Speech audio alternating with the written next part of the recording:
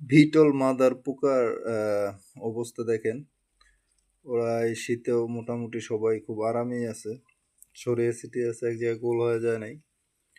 তো সবসময় এগুলার একটা বিশেষ যত্ন হিসেবে এদের একটু যে জায়গাটা গরম থাকে, ফ্যান না ছাড়া থাকে, বাতাস আপ অ্যান্ড ডাউন কম থাকে, ওইসব জায়গায় রাখার চেষ্টা করবেন।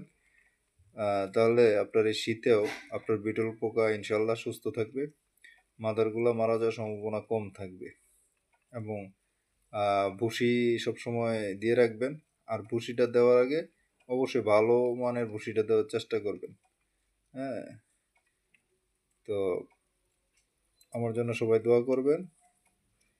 ইনশাল্লাহ আগামীতে আরও ইনফরমেশন নিয়ে আসবো নতুন ভিডিওতে। আসসালামু আলাইকুম।